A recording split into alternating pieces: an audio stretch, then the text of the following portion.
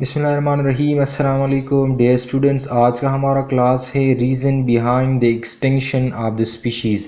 Extinction کا کیا مطلب ہوتا ہے؟ ایک اسپیشی اگر پہلے ہمارے پاس سطح زمین پر موجود تھے لیکن اب وہ آرگینزم سطح زمین پر موجود نہیں ہے تو اس کو ایکسٹینکشن کہا جاتا ہے، یعنی the removal of the species from the surface of earth is known as extinction.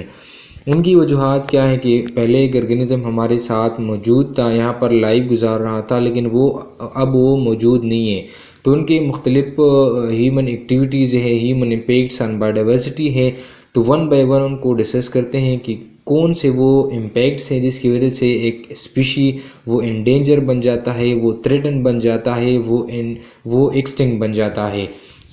Many plants and animal species have become endangered due to human activities۔ وہ اب ون بائی ون ڈسکس کرتے ہیں۔ اس میں پہلے نمبر پر ہمارے پاس وہ population human ہے۔ Human کی پاپولیشن وہ روز بروز بڑھ رہی ہے، تو ہیومن کی پاپولیشن کی وجہ سے ان کے نیڈز بھی بڑھ رہی ہے، جس کی وجہ سے وہ ڈائریکٹلی نیچرل جو ریسورسز ہے ان پر ڈپینڈ کرتا ہے، ان کو یوٹیلائز کرتا ہے۔ ان یوٹیلائزیشن کی وجہ سے وہ ان بیلنسنگ آتی ہے، اور ان بیلنسنگ کی وجہ سے ایک اسپیشی انڈینجر بن جاتا ہے، وہ ایکسٹنکٹ بن جاتا ہے، ٹھیک ہے۔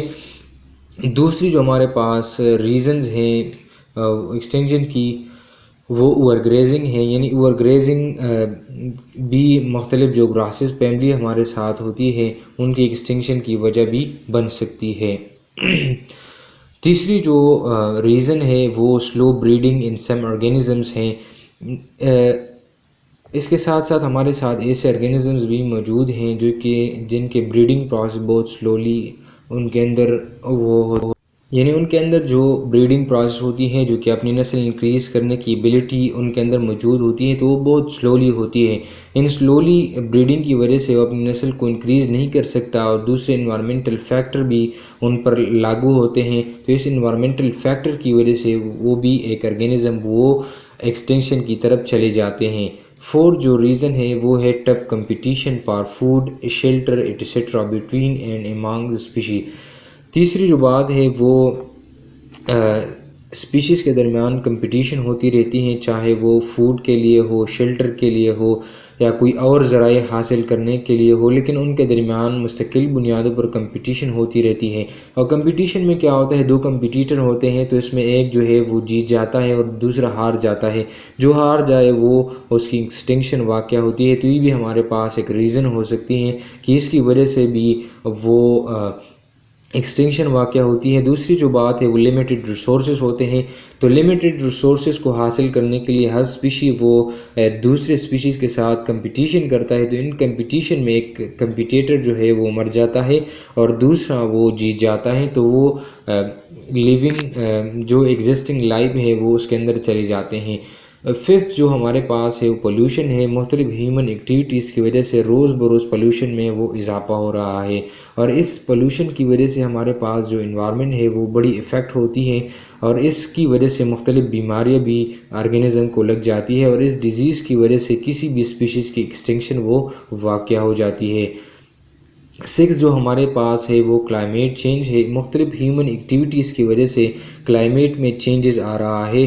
مختلف جو ہارمفل گیسز ہیں ہم ان کو انوائرمنٹ میں خارج کرتے ہیں، جس کی وجہ سے ایک بلینکٹ، ایک لیئر سا بن جاتا ہے جس میں سورج کی تپش وہ پنس جاتی ہے، جس کی وجہ سے ہمارے پاس گرمی بڑھ جاتی ہے، موسموں کی تبدیلیاں واقع ہوتی ہیں، اور ان کی وجہ سے وہ انوائرمنٹ میں جو ہمارے پاس اسپیشیز ہوتے ہیں وہ بڑی افیکٹ ہوتی ہے۔ ان کے اندر جو جینیٹک میک اپ ہوتا ہے وہ ڈائریکٹلی افیکٹ کرتی ہے انوائرمنٹ کے ساتھ، وہ ریلیٹ کرتا ہے۔ تو اگر انوائرمنٹ میں چینجز آئے تو پھر جینیٹک میک اپ میں بھی چینجز آنے شروع ہو جاتے ہیں۔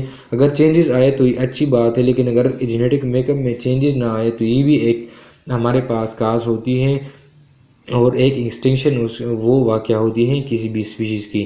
سیون جو ہمارے پاس انڈسٹریلائزیشن ہے، ہم انڈسٹریاں بناتے ہیں، ان کے جو مختلف گیسز ان سے خارج ہوتی ہے، تو یہ بھی ہمارے پاس انوائرمنٹ کے لیے خطرناک ہے، اور ایکسٹنکشن اس سے بھی واقع ہو سکتی ہے۔